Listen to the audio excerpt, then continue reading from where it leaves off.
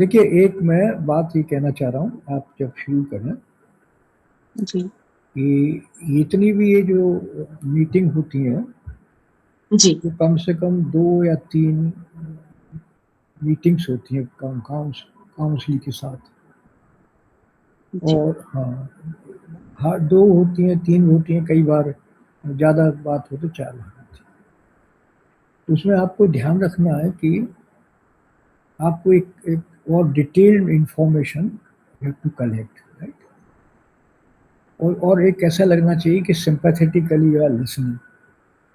कल यस बातें तो अच्छी हुई, लेकिन अभी वो ज्वाइन कर रहा है, लेकिन थोड़ा सा यू हैव टू वेट, है ना? और ऐसे या लगना चाहिए कि आप कोई राइट बात कर रहे हैं इस वक्त, नहीं, नेचुरलिटी की बात, ये जी ध्यान रखने की बात है। अब जैसे मैंने कहा कि आप अपने पेरेंट्स को कैसे कन्विंस करेंगे, तो वो सब आर्गुमेंट यहाँ आप सुन लें, राइट? उसके और उनमें कुछ करेक्ट कर दें तो वो वहाँ कह सकता है ना? इस तरह से उसको बढ़ाने की बात होती है। ये समय लगे, पर ये है कि जब बात शुरू करें तो थोड़ा सा बढ़ा के कहें। अभी आपने कहा कि उन्होंने जो जो केस था इसका मॉर्टेलिटी वाला, राइट? वो डिस्कस करना चाह रहे थे। आप पढ़ाएंगे या ऐसे बात करेंगे, एक काउंसलर? सर, अगर किसी ने वो केस किया है तो हम लोग बात कर सकते हैं, नहीं हाँ तो हाँ, मैंने जो राइट अप लिया है वो मैं पढ़ सकती हूँ। बिल्कुल। तो आप वो पढ़िए, पर कोई काउंसलिंग ऐसे किया है, वैसे किया आप? नहीं, नहीं ऐसे सर, हाँ सर, मैंने ये किया है कि हाँ जी, डायलॉग फॉर्म में ही है वो। ठीक है, तो आप ऐसे करिएगा, और मिस्टर शर्मा जी आप वैसे कर ठीक है देना। सर। हाँ कोई कोई क्लाइंट बनना चाहे तो I will act as a counsellor. और व्हाट्सएप पर खोलना पड़ेगा सर, वो हाँ, व्हाट्सएप पर है। व्हाट्सएप पर है इनका, आप हाँ खोलें। जी। देखिए, आप सबको पार्टिसिपेट करना है, आप कहने पर नहीं होना चाहिए। आप सबको, आप पढ़िएगा, खोल लीजिएगा उसको। अ, अ, आप करेंगे शर्मा जी? आप करिए। हाँ सर, मुझसे कह रहे हैं? हाँ यस, हाँ, श्योर तो आप श्योर खोल श्योर लीजिएगा। श्योर। वो काउंसलर हैं, वो हाँ, काउंसलिए आप, है ना? इसके बाद में आप चर्चा करिएगा, जो आप अपनी बात भी कहिए बाद राइट, में, पहले एक बार डिस्कशन हो जाए। ठीक है। हाँ ठीक है, यानी हाँ, बहुत अच्छा है। हाँ ये इंसिडेंटली ये वाला केस मैंने भी थोड़ी बहुत कोशिश हाँ करी है, हाँ, मैंने नहीं नहीं, ग्रुप में ठीक है। डाला है। तो वो आप धीरे धीरे चर्चा करिए। मैंने कहा ना, मैंने सुन, ऐसा लगता है आप सुन रहे हैं, फिर आप धीरे सोच के बोल रहे हैं, उस तरह का। और बिल्कुल। राइट, डिटेल में आप जानने की कोशिश कर रहे हैं, आप कौन हैं, आपका परिवार क्या है, आप क्या करते हैं, आपका जी काइंड ऑफ थिंग। चलिए, आप शुरू सर, करिए। पॉइंट ये है कि जब हम लिखते हैं तो हम ये सब नहीं लिख पाते हैं, पर जब हम बात कर रहे हैं हाँ as a counsellor and counsellor, तो हम ये बात कर सकते हैं। हाँ, बिल्कुल बिल्कुल। लिखने में हम बहुत प्रिसाइज हो जाते हैं। नहीं, तो लिखने मुझे वो लगता है कि इस तरह से बातचीत, कम्युनिकेशन से हम ज्यादा हाँ समझ पा सकते हैं। हाँ। और दूसरा जो बात होती है ना, मैंने कहा कि सोक्रेटिक जो स्टेप्स हैं, वो हमें जी आगे बढ़ने में मदद करते हैं प्रॉब्लम। जी बिल्कुल। इसलिए तो इनडायरेक्टली वो बात दिमाग में होती है, आप धीरे धीरे। चलिए, आप शुरू करिए। तो प्रॉब्लम मैं पढ़ देता हूँ, आप चाहो तो। दी 30-year old counselee anxious about mortality after losing a close friend. The aim is to inspire empathy, curiosity, and reflection, not to provide quick assurance, but to help him philosophize या his way of meaning. Right? चलिए, शुरू करिए। आप लोग note करते जाइए, कोई problem हो तो आप उठे ना, ऐसे करें। Right. Hello, Keshav. You actually asked me to help you out yes yes. in your everyday some kind of a problem. I would call it a problem as such. But, can you explain me about your feelings Yes. and specifically, please introduce yourself. I want to know you better. Yeah, I'm Keshav. I'm 30 years old.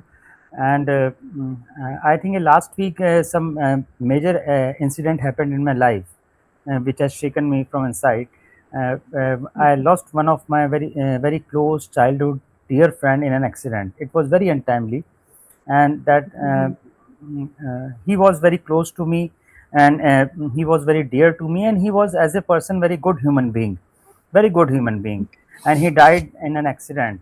It happened so sudden that I'm unable to reconcile with that. So that has like I'm feeling sad, I'm feeling a lot of anxious, I've got a lot of fear in my mind. Well, things look very gloomy. Okay. And what about your profession and about your family? As such, I'm in job, I'm well settled. I live with my parents. On that side, it's fine. So it's your personal thing that you are feeling a bit gloomy and insecure about the life, and impermanency of life is that actually hurting you. Yes, yes, because matlab, having a loved one who has gone so suddenly, it has kind of shaken the confidence in life itself. Yeah. And And I I'm totally feeling, agree with this. I feel lot, it's overwhelming fear also, and sadness Yeah. also. Right. And how long you are feeling this way? Since last week only. Before that, I never Last week noticed only. these things. Okay. Because he was so close to you, you might, it's just such a sudden thing. Yes, But yes, it's really sad to hear this. yes, And who is someone very close to you, and gone suddenly, that creates a very void in our personal space exactly, and in mental space, I suppose. right, right. Okay. And can you tell me any specific emotion you are right now feeling? I think very specifically, if I since you are asking, I think it is one is of sadness, like what he has gone. It's a loss for Yeah. me. I also feel sad because of the kind of suffering his parents are going to go through. He was the sole breadwinner. Okay. I feel that it's a kind of a injustice if like God has done or life has done to him. So that makes me Yeah. really sad. That's make me really sad because he had a very promising life. Seems to be a very promising life. He was young and he was a very good human Mm-hmm. being. Still, that has happened to me. Mm-hmm. So Mm-hmm. there is an element of sadness on account of what will happen to his parents. Keeping aside my personal loss for a moment, I think of his parents, so I feel sad. Obviously, it's a loss for me also, and moreover, seeing this suffering very close, it makes me sad. At the same Okay. time, so that is one overwhelming emotion. Another one is uh, uh, it's so much uncertain. It's all everything is so impermanent, you can say. And if he has died, I can also die. I also travel by road. He died in road accidents. Yeah. So there is no Right. Right. guarantee. Maybe I'm sitting here, the ceiling may fall in my head and I die. So Yeah. it has a kind of a fear and kind of a what I can say. Is this the life? Is it then? There is nothing certain. So Mm-hmm. that is giving me fear. Like maybe me, maybe my father or my loved ones die. Maybe today, tomorrow. So that is the reason. Second fear. So you say that nothing is safe. Since nothing is permanent, nothing is safe. Am I right? Is it okay to say this? Since it is impermanent, it's not safe. Yeah, permanent. It is impermanent. So obviously, it's like whom we love. If they are, they can go any moment. Then it gives a lot of insecurity. But Keshav, I have seen, since we are living in a universe, there are so many things which happen every day, and sunsets, we laugh and then we cry. There are feelings and emotions which we feel, we we laugh, and then we see, see, if I see some serial and I laugh, maybe in the next moment I'll see some emotional movie and I'll cry. These are all examples of impermanence. does impermanence equals to unsafety or something which is not safe? नहीं, Do you I think I that agree. impermanence is not safe? No, I agree with you, but okay, the sun also rises each day and sets each day. I Yeah. understand this. Day and Yeah. night goes on, but Yeah. someone whom you love and he or she goes forever, or at the same time, I will be facing this. So that realization has this. Okay, this is not death is Okay. no ordinary change. And Yes, right. everything else is impermanent, but death is it's a big change about which I don't know. So Yes. that creates Very fear. right. Okay, that void is actually fearful. Fearful means वो इंसान चला गया, उसका जो एक रिक्त स्थान है वो शायद भर नहीं पाता है और इसीलिए हम शायद डर जाते हैं कि हमारा स्थान कौन भरेगा. राइट. क्या ये डर है? हाँ, डर डर मेरे को, हाँ, जैसे डर, जैसे मैंने आपको बताया कि मेरे को अपने लिए भी डर है कि मैं भी I can also die any moment because and my loved ones can die, तो that fear is there. And obviously जो आपने कहा कि एक वॉइड है क्लोज वंस के जाने का, उसका दुख है, और ये डर भी है कि और जो लोग क्लोज में हैं वो लोग भी ना चले जाएं. दोनों ही चीजें हैं. तो आपके लिए डेथ एक डिजास्टर है. हाँ, मतलब क्या मैं सही हूँ? हाँ, what I am seeing that वो मुझे लगता है कि देखिए मैम कि untimely death is, I think, this. My grandfather also died, my grandmother also died. I don't know, उतना मुझे दुख हुआ था लेकिन ऐसा नहीं हुआ था. But this particular incident, which is because he was very young and untimely he died, this has shaken me, and I am able to identify myself with him. So that means this particular incident of death has more profound impact on me. Maybe it is because you both are of same age, and because you two you've been in a steady friendship with each other. Right. That has created some fear in you that Right. If he can, I can. So why to work? So I want to get out of this fear. हाँ, I want to get out of this fear and this. जी. How I move forward, I am not. I am unable to think. Okay, but आपको लगता है कि ये जो constant आपका जो फियर है या जो आपका ये जो आपकी इनर सफरिंग है, क्या ये आपको ये प्रिवेंट कर सकती है किसी भी, खासकर डेथ जैसे आपने खुद ही कहा कि डेथ नॉर्मल चीज नहीं है, या नॉर्मल है but in certain cases it is not normal, like the young somebody who is so young when died, so वो नॉर्मल नहीं है. पर क्या आपकी वरी इसको प्रिवेंट कर सकती है? नहीं, आई डोंट थिंक वरी मेरे वरी करने से तो प्रिवेंट नहीं होगा.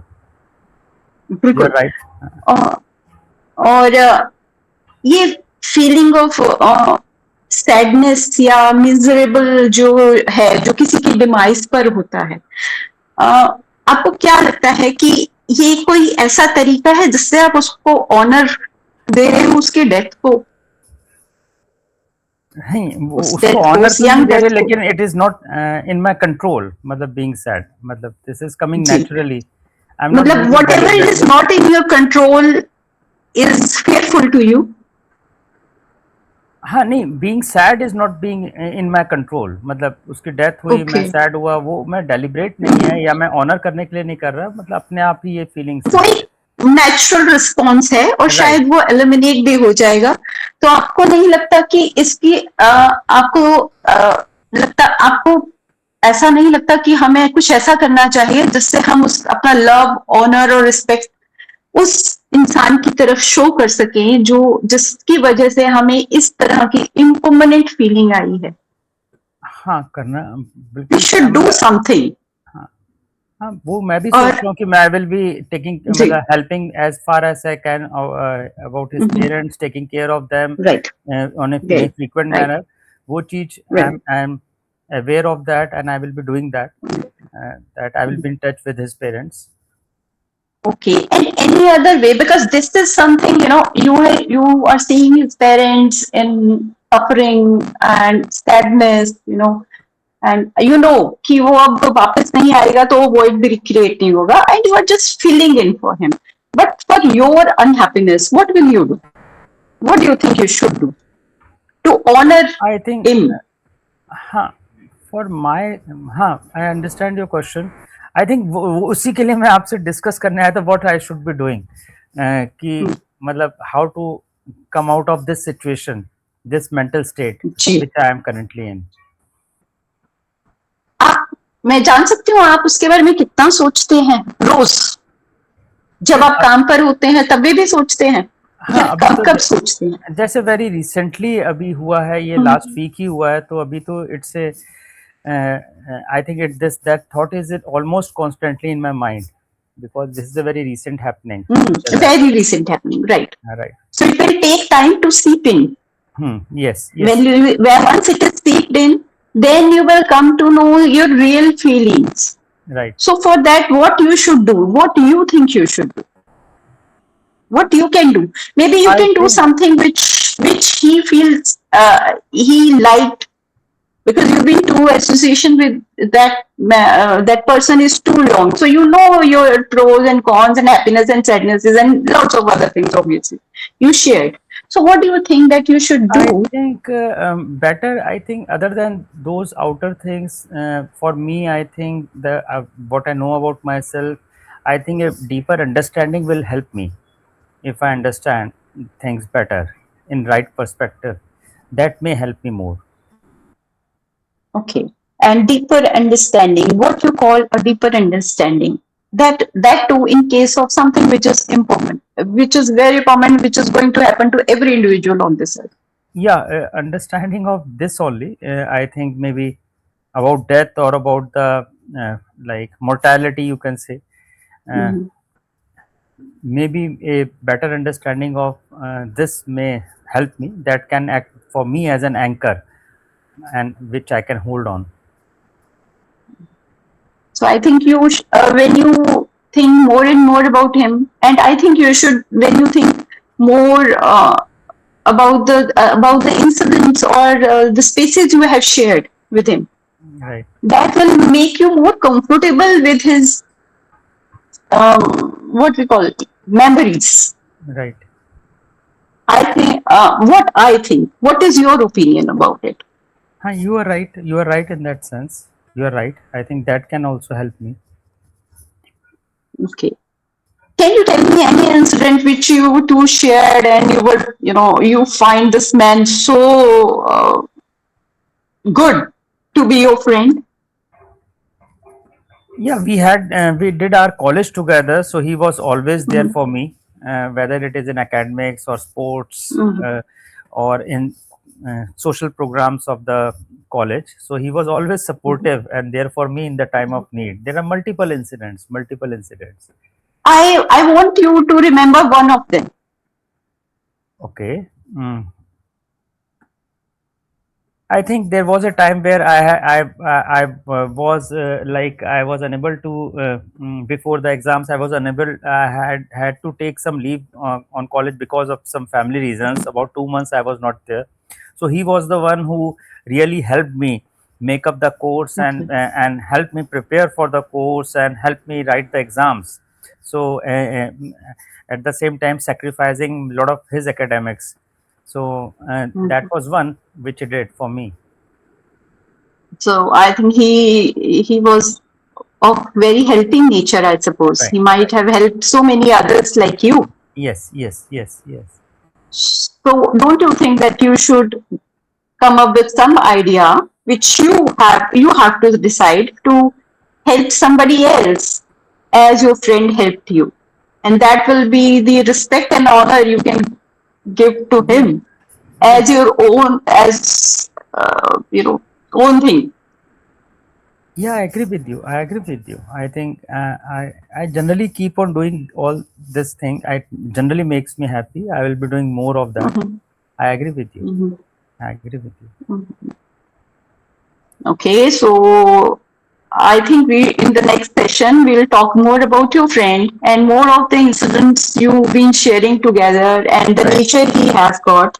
And maybe that will help you to differentiate between the ongoing life and the impermanencies and lots of other things which happens to in everyday life.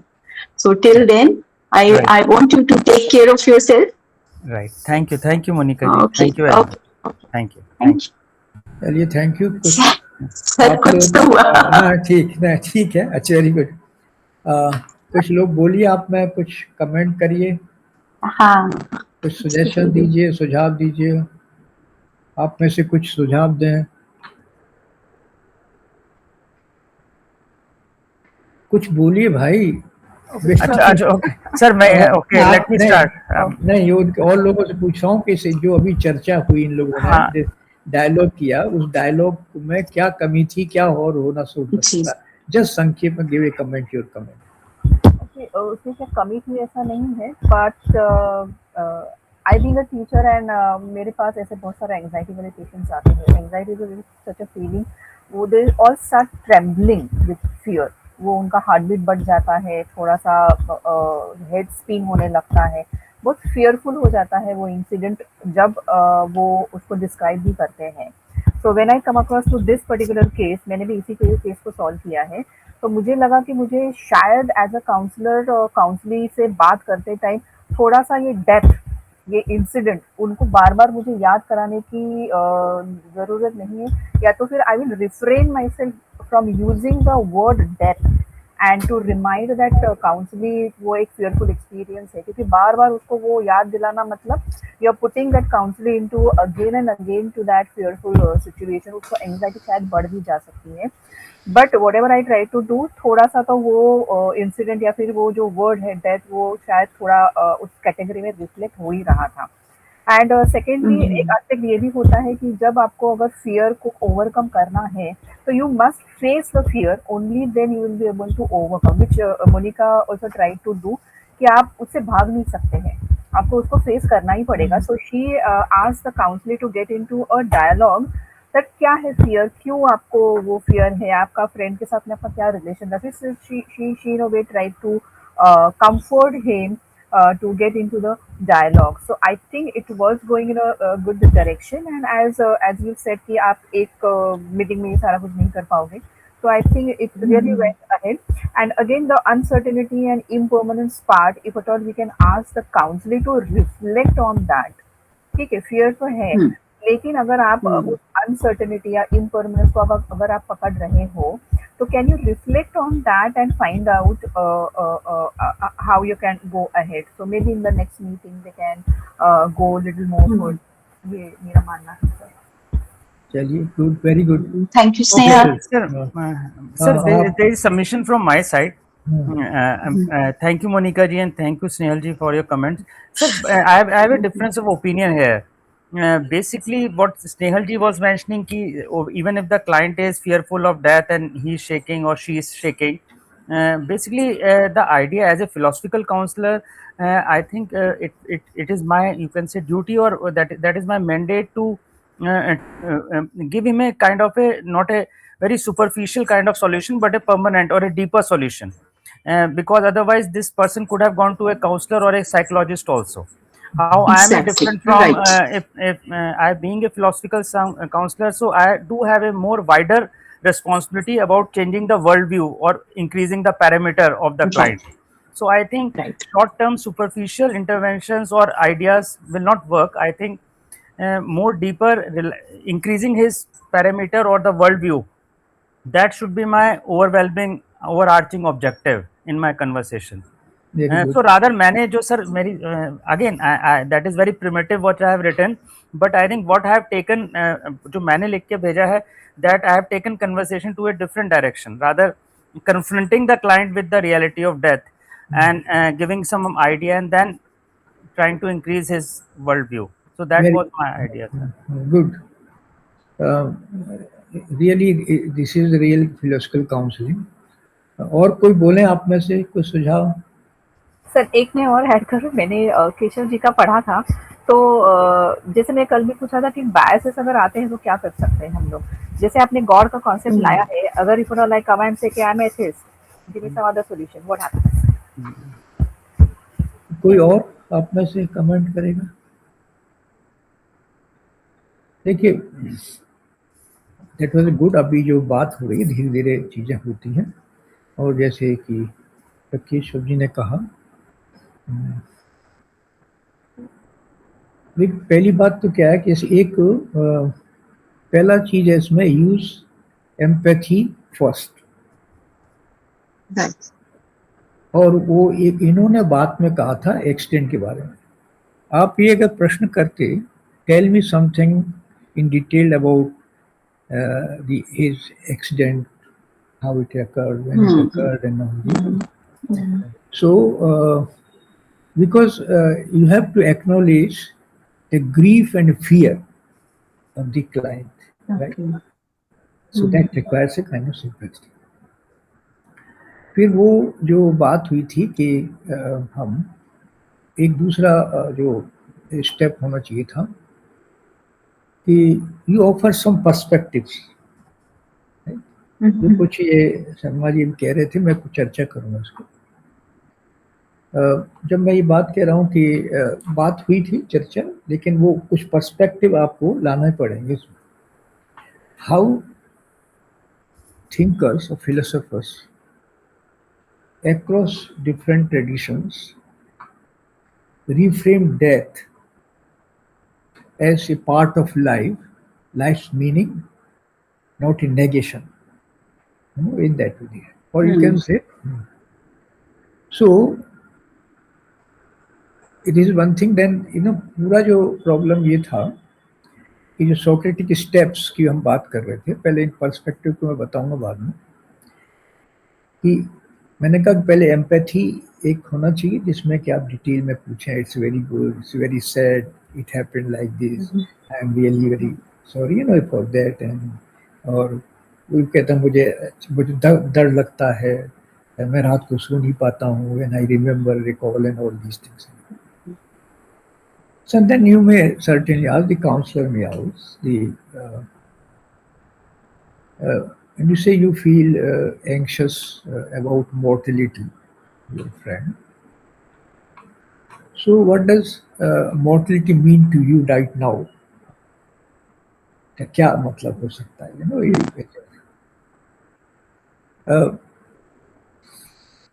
दूसरी बात आप ये पूछ सकते कि भाई जो सब things are impermanent, right? Life is impermanent.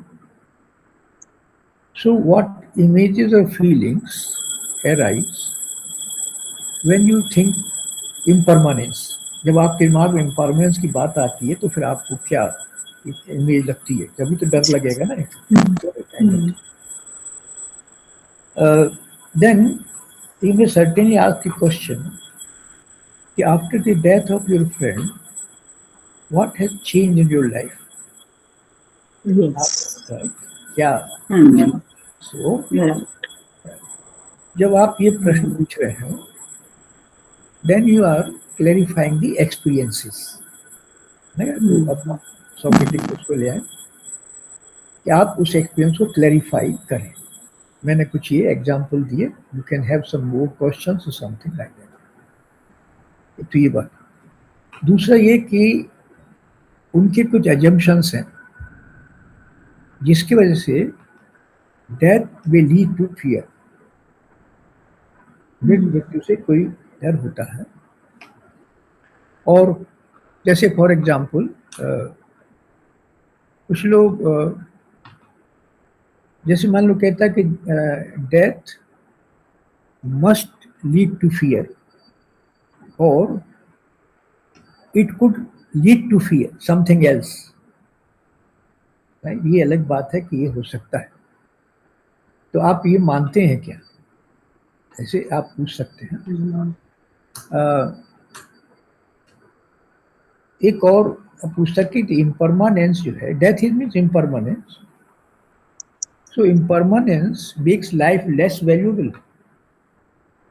Now you bring the life saving, or could it make more precious. अगर आपको मालूम है कि लाइफ इम्परमानेंस है, तो वो आप लाइफ को प्रेसियस मानेंगे या लेस वैल्यूएबल मानेंगे, देन ग्रेजुअली आप देख सकते हैं। और आप ये भी प्रश्न पूछ सकते हैं कि आपके पास में what are your evidences to show that death cancels meaning life, or you can say it intensify it also, meaning को intensify भी करता है। मतलब ये है कि you have to dig out the hidden beliefs about the impermanence of the belief kind, and then after that you have to challenge those beliefs. तो आपके काउंसलिंग का नेक्स्ट स्टेप होगा कि then you have to challenge those beliefs.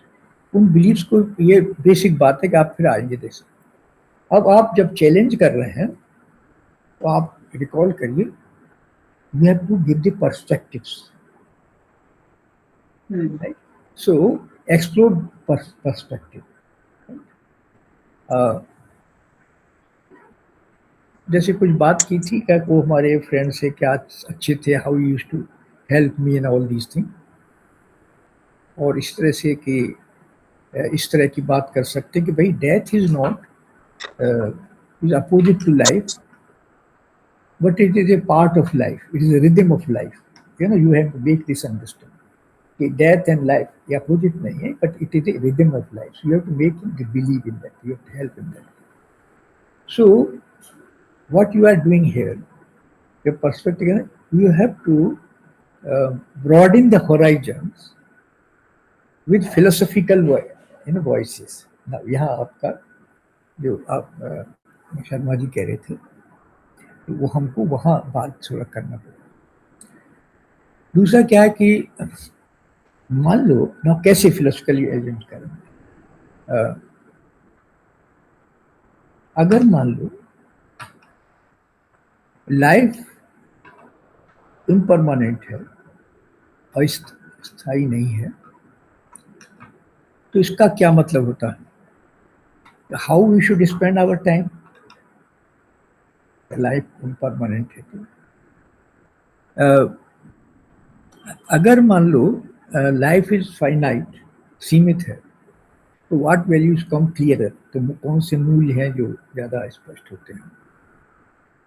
और कैसे, how the awareness of death changes the way you really relate to others, दूसरों के साथ कैसे जुड़ते हैं। तो मैं बात कह रहा हूँ कि उसके implications क्या हो सकते हैं। Then जब मैं ये बात कह रहा हूँ, then you connect mortality with values and choices, क्योंकि आप धीरे धीरे आपको चेंज करना ना, धीरे धीरे देन आप फिर मदद कर रहे हैं उसको कि he should think, reflect on the issue and in himself. जब आप कहते हैं living fully means what, और आपके मित्र के जाने के बाद में living fully means what है, इस तरह आप कैसे अपने मित्र को याद करना चाहेंगे, किस तरह की बात है, और किस प्रकार का एक उसकी बात को संबंध करना चाहिए। मतलब कहना चाहिए कि जो एंग्जाइटी है डेथ की बात, उस एंग्जाइटी को हम कैसे रिफ्रेम करें, जो ये पर्पसफुल अवेयरनेस हो कि भाई life is, death is not opposite of the life, it is a process, some event in life. So how you have to argue for, धीरे धीरे बढ़ना। देखिए बहुत सारे ऐसे दार्शनिक हैं जिन्होंने डेथ पर चिंतन किया है। बहुत स्टोइक्स ने कहा है, आप बहुत सारे अब भक्ति ट्रेडिशन में आप देखेंगे कबीर ने क्या कहा है। यानी अब आप यहाँ आप मृत्यु के बारे में जिन दार्शनिकों ने कुछ बात की है उसको ठहरा के आप बात कर सकते हैं। हाइडिगर क्या कहते हैं, कैमू क्या कहते हैं, और आप देखिए कि योग दर्शन क्या कहता है। योग दर्शन में कॉन्सेप्ट है अवनिवेश, फियर ऑफ डेथ, पंच क्लेश है ना, अविद्या, अस्मिता, राग, द्वेष, अवनिवेश। ये जो है आप में से कुछ योग करने वाले हैं ना, योग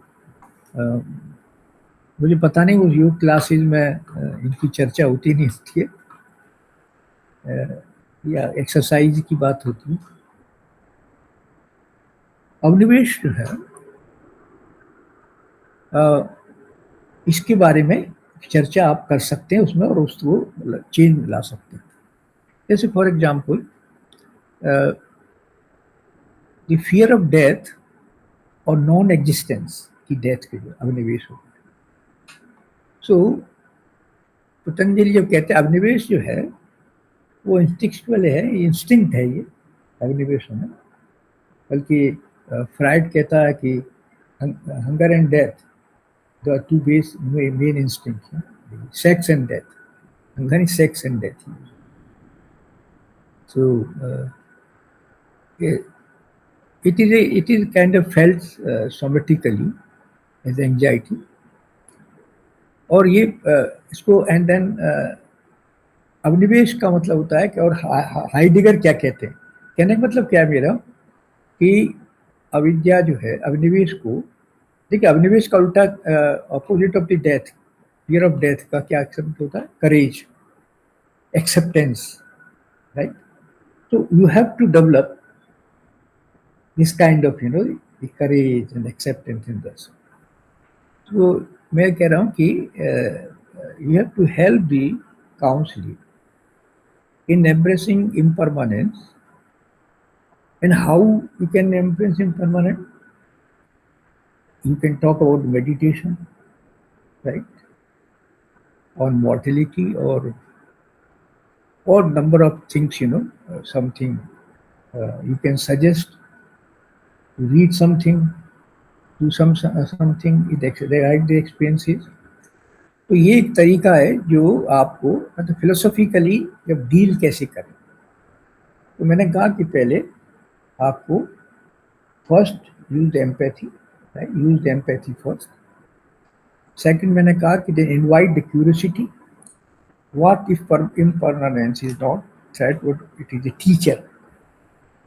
आप ये भी कह सकते हैं कि आप इसके बारे में क्या सोचते हैं कि अगर इम्परमानेंस थ्रेट नहीं है लेकिन ये एक टीचर है, इससे हम सीखते हैं, मृत्यु से सिखाती, व्हाट योर व्यू एंड सिखाती, और then you can offer the perspective. जैसे मैंने कहा इन पर्सपेक्टिव्स को आप बात कर सकते हैं। जब चर्चा होती है तो आप कुछ रीडिंग मटेरियल भी दे सकते हैं, how you can view the.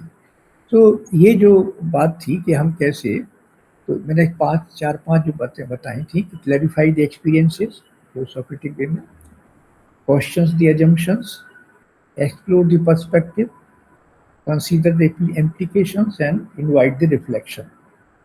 So this is for empathy, curiosity, insight. You have to develop insight. So it was a good how ये देखिए प्रैक्टिस से आता है, धीरे धीरे ये चर्चा होती है। तो अभी क्योंकि हम तो ऐसे कई 15 मिनिमम हम आपसे डिस्कशन करेंगे, so that you can imbibe all these things gradually. जैसे आपने कहा ना कि हम फिलोसॉफिकली कैसे करें।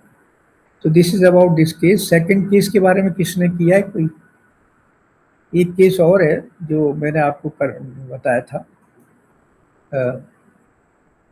आप में से किसी ने किया है, पढ़ा है, देखा है, अभी चर्चा कर सकते हो।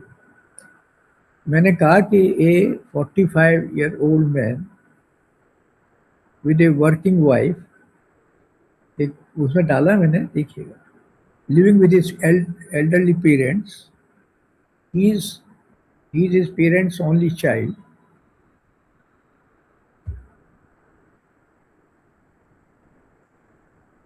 And struggling to care for his older parents. So he feels conflicted and undecided between duty and personal freedom. So he comes to the PC and narrates his problem. PC realizes this is a problem of reconciliation, personal autonomy with ethical responsibility, and exploring meaning in caregiving. And use the dialogue. ये जो problem है ये बड़ी important problem है आज के ज़माने में। मैं 1969 से ओल्ड एज पे काम करता हूँ, तो जेरेंटोलॉजी में मैं एक जर्नल भी निकालता हूँ, 1969 इंडियन जर्नल ऑफ जेरेंटोलॉजी। और ये जो प्रॉब्लम ग्रेजुअली बढ़ रही है उसके रीजन है, उसका रीजन ये है कि अभी माइग्रेशन बहुत हो रहा है जॉब्स के लिए, क्योंकि आप ट्रेडिशनल जॉब्स तो रहे नहीं। सुनार का बेटा सुनार नहीं बनता, ब्राह्मण का बेटा पंडित नहीं करता, तिली का बेटा तेल नहीं करता, मोची का बेटा मोची नहीं करता है। सो दे हैव टू गो। अब एक बहुत तो गांव से लोग कस्बे में आते हैं, कस्बे से सिटीज में आते हैं, बड़ी सिटियों में आते हैं, विदेश जाते हैं। तो एक तो ये प्रॉब्लम है कि बहुत सारे बुजुर्ग अकेले रहते हैं, वो नंबर काफ़ी बढ़ रहा है। और इंटरेस्टिंगली एक इशू क्या है कि 80 प्लस की संख्या बढ़ रही है, यानी ये बड़ा इंटरेस्टिंग बात है। लगभग 4% है जब पुराने डेटे के साथ कि संख्या 80% बढ़ रही। दूसरा, उनमें महिलाओं की संख्या ज़्यादा है, क्योंकि विडोज जो है वो ज़्यादा है विडोवर्स की तुलना में, उनकी एज ज़्यादा होती है। और दूसरा ये प्रॉब्लम कि जब आप शहरों में, एक प्रॉब्लम ये होती है कि husband and wife both work, so they find problem. मैं आपको एक किस्सा बताता हूँ, फिर बात शुरू करूँ। I used to run a day care centre for number of years. और जब ये आपको शायद पता नहीं हो, 2007 में एक एक्ट आया गवर्नमेंट ऑफ इंडिया का, maintenance of parents and senior citizen act 2000, maintenance and welfare of parents and senior citizen. उस एक्ट में ये कहा गया कि हर जिले पर एक ओल्ड एज होम खोला जाएगा। जब ये एक्ट बन रहा था तो कुछ, मैं भी ये काम करता था एनजीओ, हमने लिख के दिया कि ओल्ड एज होम नहीं होने चाहिए, हमें डे केयर सेंटर्स चाहिए, क्योंकि अभी हमारे यहाँ घरों में एल्डरली केयर होती है, यार लुक्ड आफ्टर इन फैमिलीज। अब ये बात मैं आपको 90 के आसपास की बता रहा हूँ, ये बहुत दिन चला। और 95 में एक कॉन्सेप्ट आया the day care centre, and I think I start in Rajasthan first day care centre. जब मैंने शुरू किया तो मेरे पास फोन आने लगे कि आप हमें कोई ऐसा, मतलब ओल्ड एज होम बनाइए। आज ओल्ड एज होम दो तरह के होते हैं, एक तो होता है जो गवर्नमेंट फ्री खाना वाना देता है ना, free government run some philanthropic society दे रहा है।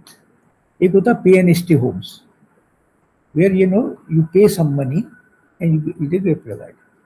तो मेरे पास ऐसे फोन आने लगे कि हमारे पास पैसा है और हम अपने पेरेंट्स को किसी अच्छे ओल्ड एज में रखना चाहते हैं। Now see the shift।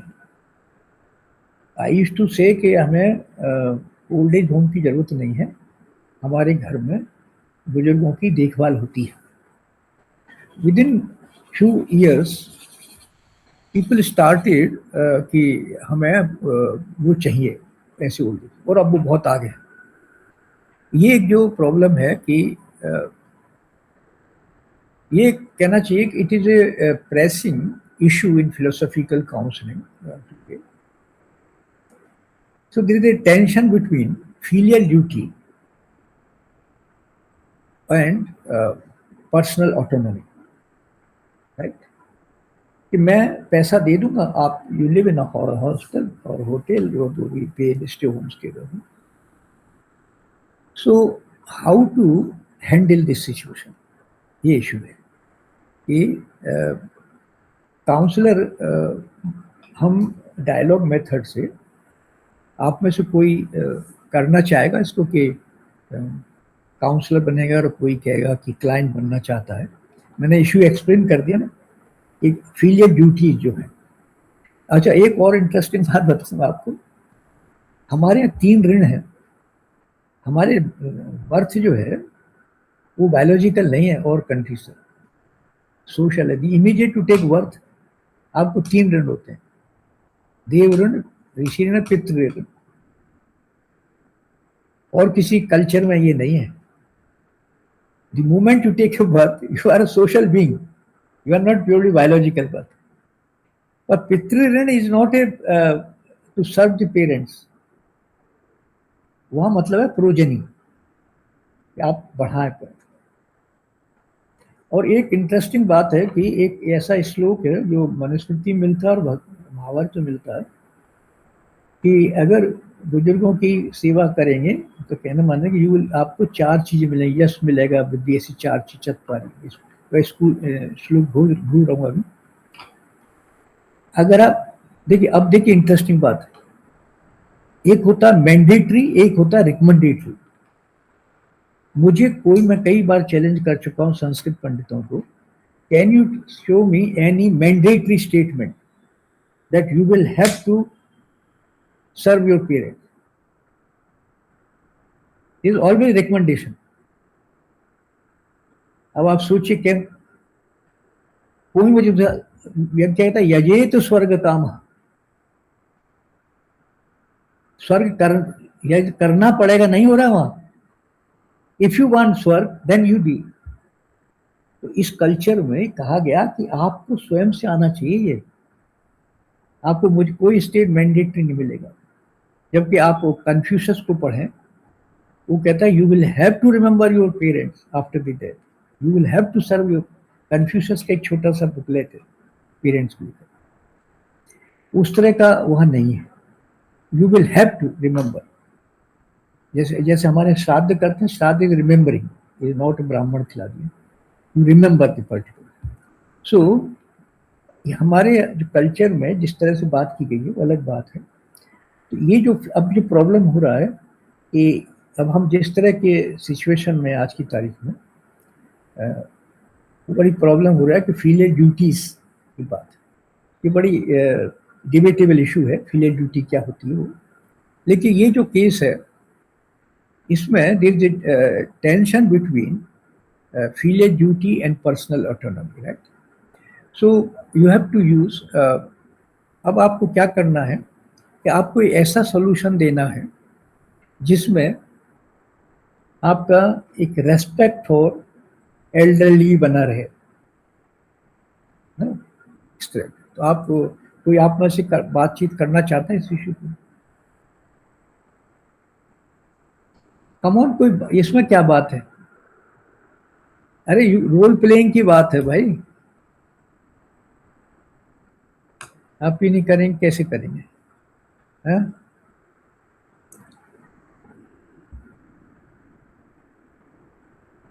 अरे कोई तो बोल.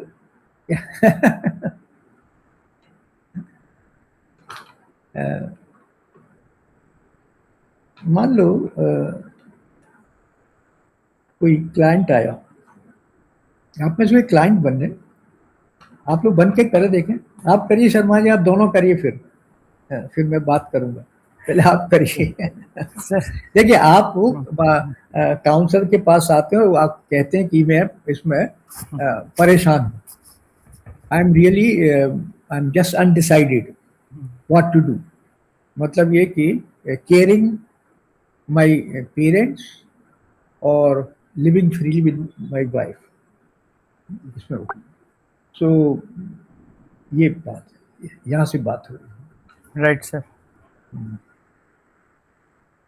ओके, आई थिंक सर कोई और अगर क्लाइंट बन जाए या काउंसलर बन जाए तो, अगर कोई भी, अगर अदरवाइज, हाँ मोनिका जी हैं। हाँ। आप लोग भाई नहीं बोलेंगे तो कैसे होगा, ये तो बड़ा दिक्कत है, सबको पार्ट करना पड़ेगा। हाँ हाँ मोनिका जी म्यूट पे हैं।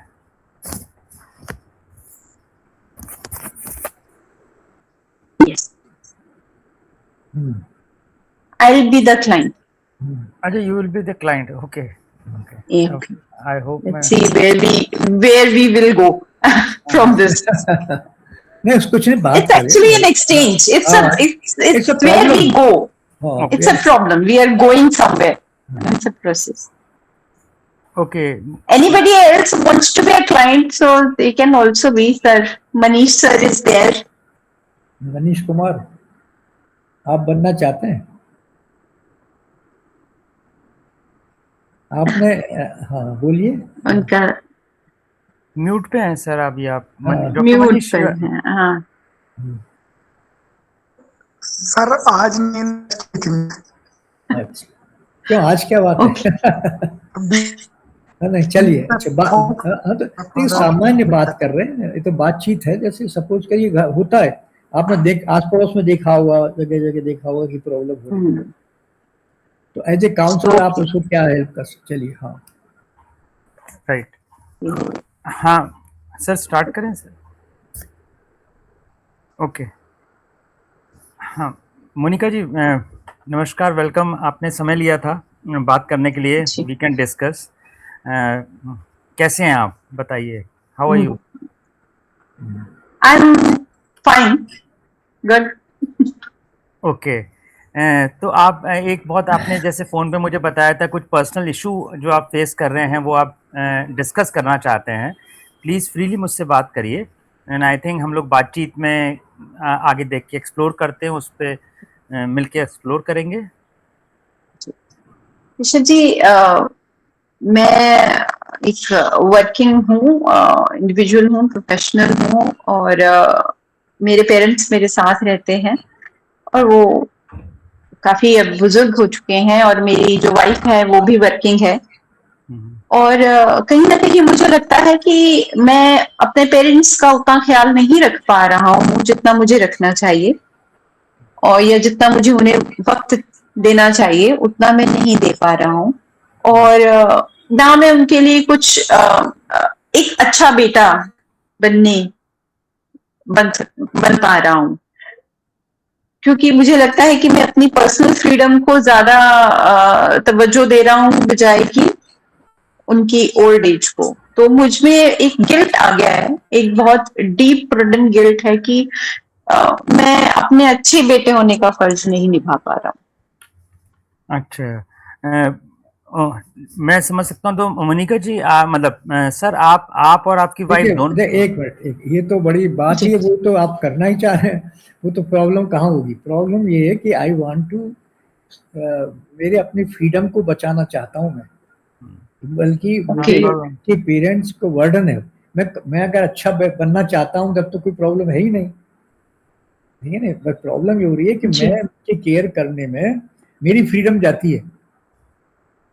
तो मुझे मतलब मैं फ्रीडम लेना चाह रहा हूँ, मैं पर्सनल फ्रीडम की तरफ जा रहा हूँ। हाँ, उसमें कॉन्फ्लिक्ट है। उसमें कॉन्फ्लिक्ट तो वहाँ होगी अगर आप अच्छे बेटा बनना चाह रहे हैं, तो कॉन्फ्लिक्ट कहाँ होगी? कॉन्फ्लिक्ट तो तब होगी जब आप कहते हैं कि भाई मैं ये पेरेंट्स का क्या करूँ, मैं ये नहीं करना चाहता। नहीं, मतलब ये मेरी फ्रीडम होती है, सेवा करूंगा, समय जाएगा, हम थक जाते हैं, काम से आते हैं, ये सब चीजें।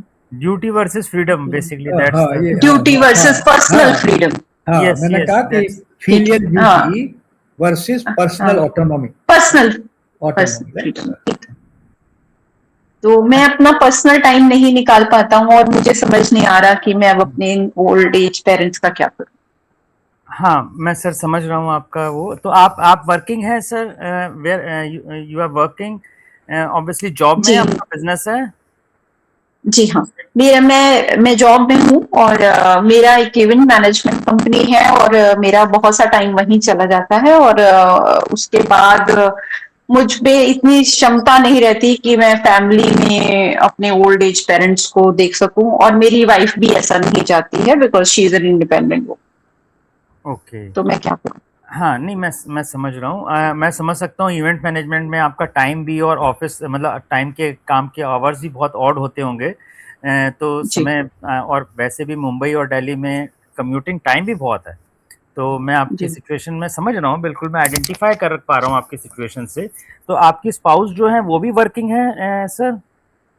हाँ जी, इज योर वो स्पाउस? भी वर्किंग है और वो मेरे पेरेंट्स की केयर नहीं करना चाहती, क्योंकि वो भी वर्किंग है, वो भी थक जाती हैं, बहुत लेट आती हैं, सुबह जल्दी जाती हैं, उनसे हाउस होल्ड काम नहीं हो पाता क्योंकि उनके पास टाइम ही नहीं है। ओके, ओके, मैं समझ रहा हूँ।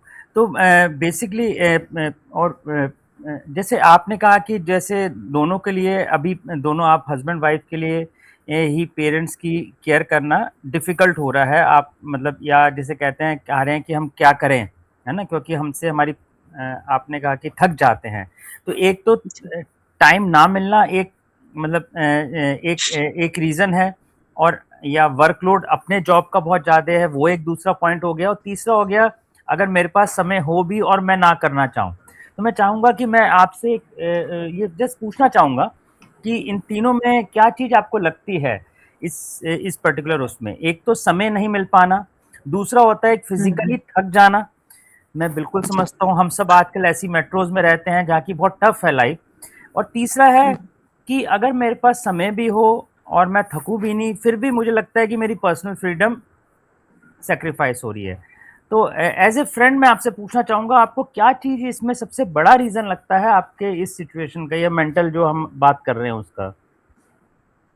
मुझे लगता है कि एक तो वर्कलोड है, जिसके लिए जब मैं अपने लिए टाइम निकालना चाहता हूँ तो मुझे उन्हें टाइम देना पड़ता है, तो मुझे लगता है कि वो मेरे लिए बर्डन है। Okay, okay. जब अपने लिए, अपनी फैमिली के लिए मतलब फैमिली मीन्स आप अ, बच्चों के लिए या मैं और स्पाउस मेरी के लिए? वाइफ जब अपने लिए टाइम निकालना चाहते हैं, तो क्योंकि वर्कलोड हम दोनों के पास है, वर्क प्रेशर हम दोनों के पास है, तो जो हमें थोड़ा बहुत भी टाइम मिलता है, we have to give them, and that's difficult to share anymore, अच्छा। And it is creating conflict in my family as well. Okay, it's creating conflict. Okay. अच्छा, जैसे सर मैं आपसे एक जानना चाहूँगा कि आपकी जैसे आप ऑब्वियसली आपने कहा कि जैसे जो समय थोड़ा बहुत मिलता है आफ्टर माय वर्क, मैं चाहूँगा कि मैं अपनी स्पाउस के साथ, फैमिली के साथ देना चाहूँ, और पेरेंट्स के साथ टाइम देने में कॉन्फ्लिक्ट पैदा कर रहा है। क्या मैं जान सकता हूँ किस टाइप का कॉन्फ्लिक्ट आपको क्यों लग रहा है? We want to travel. We want to travel. We both are young enough to travel. Since we are earning, we can travel. We can explore the world. Right. अब वो इतने ओल्ड हैं कि वो हम उनको साथ लेके जा नहीं सकते, और वो जाना भी नहीं चाहते, क्योंकि उनका जो ट्रेवलिंग जो आइटिनरी है वो हमारी ट्रेवलिंग आइटिनरी से अलग है। We want to go to Goa, they want to go to Chardham. हाँ, बिल्कुल सही। तो मैं इसी पे थोड़ा-सा जस्ट पूछना चाहूँगा, तो आपने इसमें जैसे कि अगर मैं इसकी बात करूँ ट्रैवलिंग की या बाहर जाने की, तो जैसे जो समय मिलता है, क्या आपने ये हमने पेरेंट्स से डिस्कस करा कि अगर हम लोग इस समर में गोवा जाना चाहें मतलब और आप लोग इधर ही रहें, तो क्या हमने इस टाइप का ये डिस्कशन करा है कि इसमें हमारा एक सॉल्यूशन इस टाइप का आ जाए कि जैसे आप या लोकली भी कहीं आप घूमने जा रहे हैं, उस 3 घंटे में वो लोग अपने उसमें हैं रहें। तो फिर तो अगर ऐसा वो एग्री करते हैं उसमें कोई तो तब तो वो कॉन्फ्लिक्ट नहीं रहेगा, या आपको लगता है तब भी कॉन्फ्लिक्ट रहेगा? कॉन्फ्लिक्ट इसमें ये रहता है कि जो मेरे पेरेंट्स हैं वो बहुत ऑर्थोडॉक्स सोच के हैं, और उन्हें लगता है कि अगर हम उनके लिए कोई हाउस हेल्प या हेल्पिंग हैंड ले आते हैं, तो वो उनकी उस तरह केयर नहीं करते हैं जिस तरह की हम कर पाएंगे, जबकि हम पूरे दिन बाहर ही रहते हैं। हुँ। तो मुझे लगता है कि ये जब हम घूमने जाना चाहते हैं, तो उनको लगता है कि ये जो अपना टाइम है ये हमें क्यों नहीं दे रहे हैं, ये अपने लिए क्यों खर्च कर रहे हैं। अच्छा, मैं समझ रहा हूँ। हाँ, उनको लगता है कि हमें ही समय दें। तो क्या ये चीज़ आपने और आपकी स्पाउस ने कभी अपने पेरेंट्स को हमने बड़े प्रेम पूर्वक और रिस्पेक्टफुली समझाने की कोशिश करी कि एक ये बच्चों को, स्पाउस को मुझे एज़ हस्बैंड समय देना पड़ेगा? क्या ये हमने समझाया पेरेंट्स को?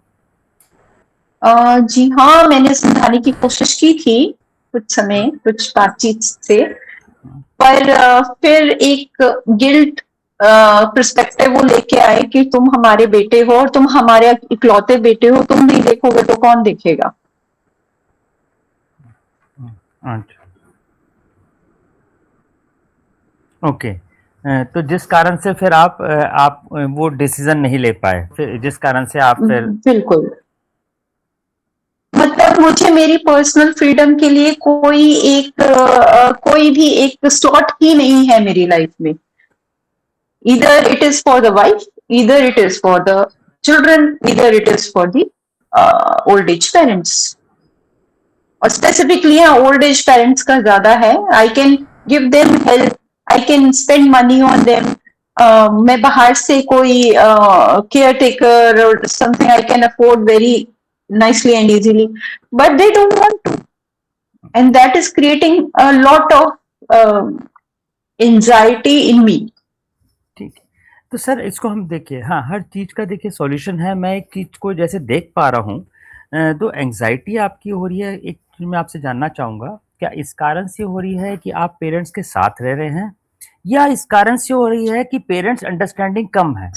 क्योंकि आप भी जानते हैं, मैंने भी देखा है, बहुत सारी फैमिलीज़ हैं जिसमें पेरेंट्स साथ रहते हैं, फिर भी आपस में एक अंडरस्टैंडिंग है, पेरेंट्स बच्चों को स्पेस देते हैं, बच्चे पेरेंट्स को स्पेस देते हैं, तो आई थिंक बड़ा कंड्यूसिव रहता है। तो डोंट यू थिंक सर कि जो core root cause of the issue है आपकी एंग्जाइटी का, it's not about it's living together in the same under the same roof, it is rather about lack of understanding maybe on part of your parents कि they are not giving you space.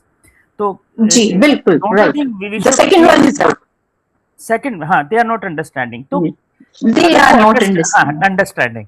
तो पहली चीज तो चलिए हम थोड़ा आगे बढ़े कि एक पेरेंट्स में अंडरस्टैंडिंग की थोड़ा कमी है इसको, तो उसके लिए बहुत सारे सॉल्यूशन हो सकते हैं।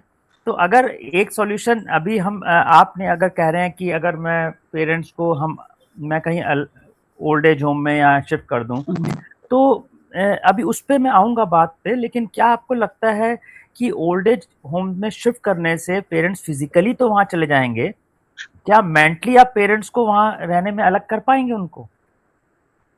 मुझे ये नहीं लगता। मुझे लगता है कि अगर मैं उन्हें वहां छोड़ भी आता हूँ, तो मैं खुद भी मेंटली इस गिल्ट से नहीं निकल पाऊंगा कि मैंने उन्हें जबरदस्ती भेजा है। हाँ जी, और मे बी पेरेंट्स, तो उसके बारे में हम बाद में बात करेंगे। उससे पहले जो बात हुई कि जो एजम्पशन था आपका कि living together is creating than issue, I think more core problem is lack of understanding on behalf of the parents, और मे बी फैमिली की तरफ से भी उनके जो है, maybe they are unable to convey, you are unable to convey your caring attitude to them, that is the issue. तो इसके लिए अंडरस्टैंडिंग जनरेट करने के लिए can you think of some other solution to increase that understanding between or consanguinity between the family members, मतलब basically between the parents and this? See, मैंने एक communication method करके तो देख लिया, because they are not listening, they are again and saying कि तुम हमारे इकलौते बेटे हो, तो how can I? So I cannot relegate my responsibility. I neither want to relegate it to somebody else. But what I want is, that they should understand that even I have my own life. I need that space. I cannot be present all the time, every time with them. Really तो मुझे वो समझाना नहीं आ रहा है। हाँ, तो इसमें बहुत बार ऐसा होता है कि जैसे मेरे एक्सटेंडेड फैमिली में भी ऐसे इशू हुए हैं, है ना? और मैं बाय द वे बड़ा अप्रिशिएट कर रहा हूँ कि आपकी इतनी अच्छी फीलिंग्स हैं, पेरेंट्स का भी आपके मन में चल रहा है और अपने लिए भी, and you are doing that. तो आई थिंक इन ऐसे केस में बहुत बार होता है, some elder of the family, maybe आपके चाचा हों, अंकल हों, those kind of persons can help making them understand, that can be, ये आप ट्राई कर सकते हैं। दूसरा, जैसे आपने बड़ा अच्छा कहा कि उनको 4 धाम का यात्रा करनी है, तो I think have you can, I am just, it's a suggestion, then will come move further, कि वो 4 धाम की यात्रा आप एक अच्छी उनकी बुक करवा सकते हैं। तो change of place, change of time, will give you lot of space, क्योंकि चारधाम यात्रा जी ही बिल्कुल 1.5 महीने की रहती है। तो इस टाइप जी का आपने कुछ इंटरवेंशंस एज सच आपने इम्प्लीमेंट करी है, या आपको लगता है आप कर सकते हैं ये? नहीं, क्योंकि मुझे ये लगा कि अगर हम किसी तीसरे इंसान को अपनी फैमिली मैटर्स में इन्वॉल्व करेंगे तो शायद उन्हें अच्छा ना लगे कि तुम अपने घर की बात बाहर कैसे कर सकते हो, क्योंकि पेरेंट्स इस तरह की बात सोचते हैं कि अपने घर की बात घर पे ही रहनी चाहिए, बाहर क्यों कर रहे हो। तो मैंने किसी तीसरे इंसान को कभी बताया ही नहीं। मैं समझ सकता हूँ, लेकिन देखिए सर, जी अगर आप जैसे कहा कि हम एक मन में बैक ऑफ द माइंड हमारा पेरेंट्स से अलग होके ओल्ड एज में रहना है, तब तो पूरे एक्सटेंडेड फैमिली को पता लगेगा। तो उससे बेटर है बिल्कुल स्मॉल स्टेप कैन बी कि bringing some elder, a wise person to जी the family, and I think making him understand that personal space is required. जी, मुझे आपसे एक बहुत सच्ची इंसाइट मिली है कि मुझे लगता है कि उनका व्यू जो है अभी वो घर के अंदर, क्योंकि वो काफी सालों से सिर्फ एक ही स्पेस में रह रहे हैं, तो शायद उनका जो व्यू है बहुत कंस्ट्रक्टेड है, बहुत नैरो हो चुका है। तो मुझे लगता है कि अगर वो बाहर निकले और थोड़ा वर्ल्ड को एक्सप्लोर करें, जैसे उन्हें यात्राएं करनी है, अगर रिलीजियस टूरिज्म की बात करें हम और उनको यात्राएं करनी, तो शायद एक दो बार मैं साल में उनके साथ जाऊं तो शायद उन्हें ये बात समझ आए कि मुझे अपनी पर्सनल स्पेस भी उन्हें देनी पड़ेगी। राइट। और एक चीज थोड़ा हम दूसरी सेशन में बात करेंगे, एक चीज मैं बात करके अभी ये सेशन हम एंड करते हैं कि देखिए, एक चीज हमें देखनी है कि हमारे जो पॉसिबल हमारे मन में मंथन है कि जैसे कि अगर हम बाय चांस उनको ओल्ड एज होम में करते हैं, आगे चल के शिफ्ट करते हैं, तो we can always think of the what kind of consequences of that alternative can be. Means right क्योंकि आप जिस सरकार से बात कर रहे हैं, मुझे नहीं लगता है कि आप उनको मानसिक रूप से अलग कर पाएंगे। मे बी वो फिजिकली यहाँ ना भी रहें तो मानसिक रूप से आपके साथ ही रहेंगे। तो I think it will give you more, you can say, satisfaction, peace, if the parents are here or we find a middle path out of this present situation, rather than taking a step where the result of that alternative may be more, give us more unrest or restlessness or lack of peace. चलिए yes, because I will be in guilt. Yes. चलिए, अच्छा था। एक जब भी जो thank you एक sir. आपने सुझाव दिया था ना कि कुछ सजेशंस के रूप में उनको, हाँ देखिए, बात क्या रही कि वो फ्रीडम भी चाहता है और वो ये तो ओनली चाइल्ड, तो मन में कहीं है कि मेरी जो रेस्पॉन्सिबिलिटी, वो कॉन्फ्लिक्ट है वहाँ पर, उसको प्रोसीड कहाँ से करना चाहिए। देखिए, जब मैं ये बात सोच रहा था, आप लोगों ने शायद केयर एथिक्स के बारे में जान पढ़े हैं, वो कहीं केयर एथिक्स, मैं अब कभी अगली बार चर्चा करूँगा।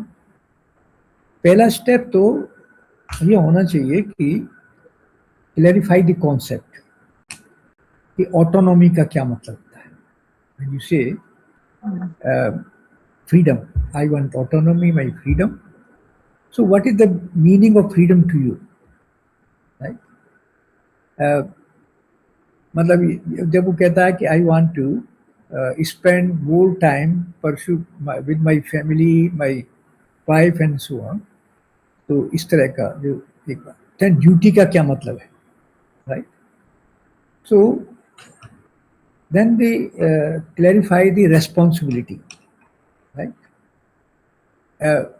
मतलब जो filial obligations हैं पेरेंट्स के प्रति, ये जनरली एक बात क्या होता है कि आप देखें, कल्चरल गिल्ट भी होता है कि हमारी सोसाइटी में बुजुर्गों को देखभाल करते हैं इस तरह का। तो आपको ये रिकंसाइल करना है कि कैसे इन दोनों के बीच में, यानी ये बताना है कि they are not binary, duty versus freedom versus duty. ये कहीं ना कहीं आपको बताना पड़ेगा कि कॉन्फ्लिक्ट को, इस जो कॉन्फ्लिक्ट है रिफ्रेम कैसे करें।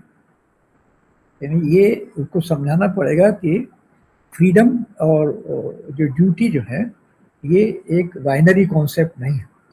तो आप ये कहेंगे कि autonomy is not the absence of responsibility, मतलब स्वतंत्रता के साथ में आप कॉन्सेप्ट में एग्जिस्टेंशियलिज्म का क्या उसमें अगर फ्रीडम है तो रेस्पॉन्सिबिलिटी होती है। तो मैं ये कह रहा था कि you will have to make him understand that the autonomy is not the absence of responsibility.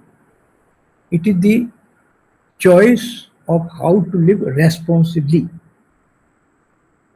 हम रेस्पॉन्सिबली कैसे रहें, ऑटोनॉमी का मतलब ये होता है, तुम्हें का मतलब ये होता है कि मैं फ्रीडम का मतलब क्या है, freedom indirectly involve the responsibility, तो you have to reframe the conflict. Then duty can be reframed as a chosen value. ये एक वैल्यू है जिसमें आप कंपैशन है, रेस्पेक्ट फॉर एल्डरली पर्सन्स और community bonds and feeling like this.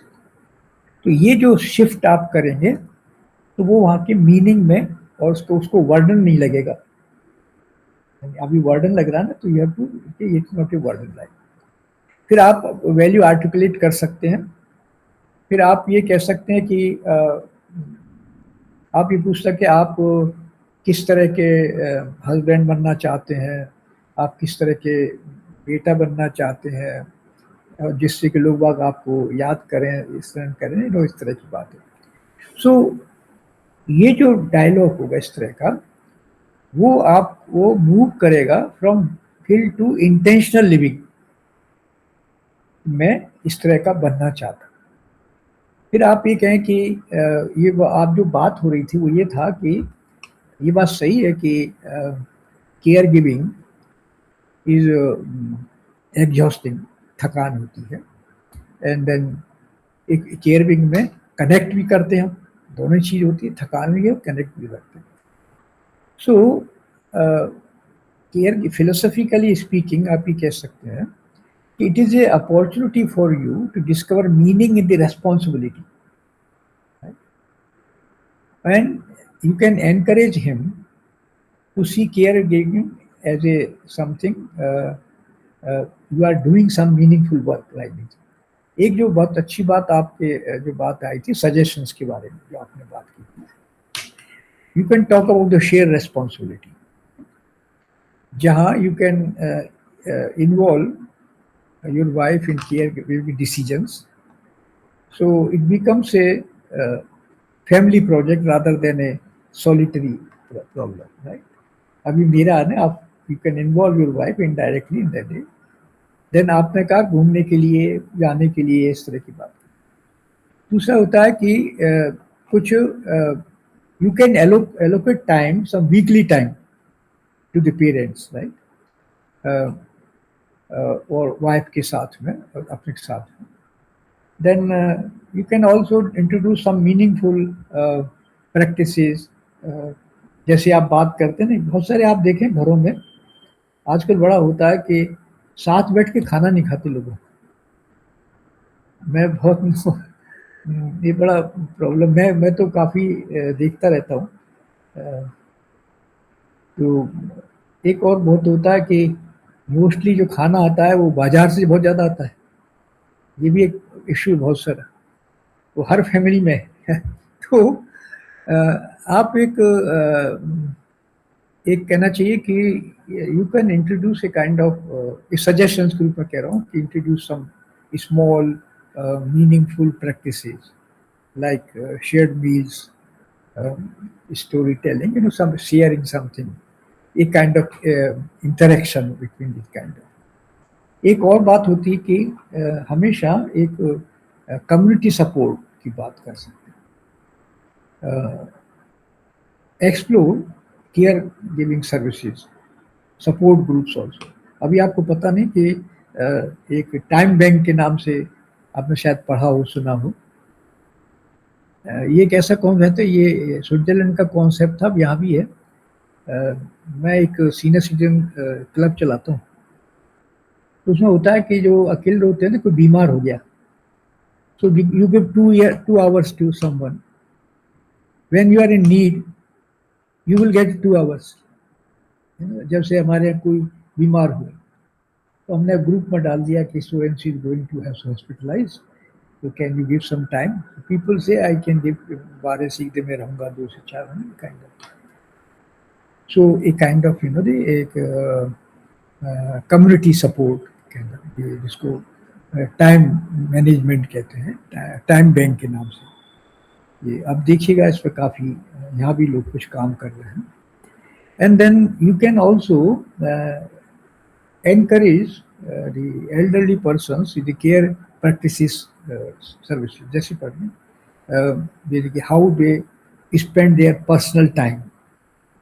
elderly बहुत सारे elderly people जो हैं रीडिंग है, एक्सरसाइज है, तो बहुत लोग नहीं पढ़ते। मैं तो देखा पढ़े लिखे लोग बाद में नहीं पढ़ते, मतलब दे एक टीचर रहे बरसों तक, लेकिन बाद में रिटायरमेंट में किताब ही नहीं पढ़ते।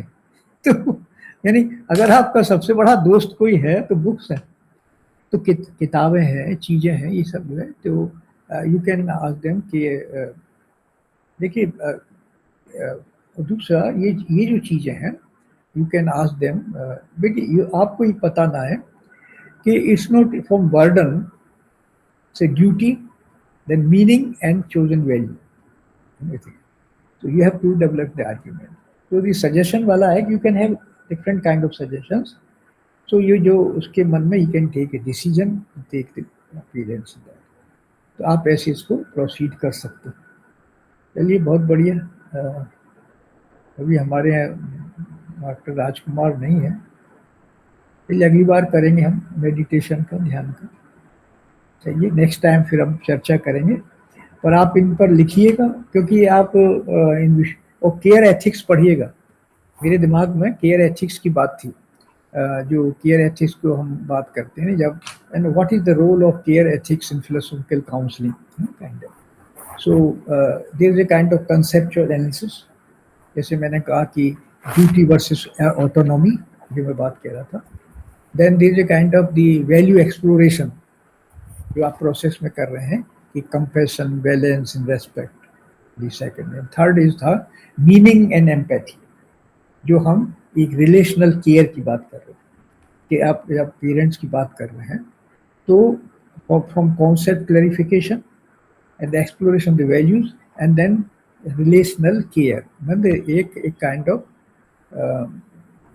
जब हम बात करते हैं तो मीनिंग एंड एम्पैथी की बात कर रहे हैं। If you have empathy and the meaning in the duty, तो ये एक स्पेक्ट्रम है केयर एथिक्स का, और concept, values and relational care, इस रूप में आप इस चीज को एनालिसिस करें। चलिए thank you sir. Next time. Thank you, sir. Thank you.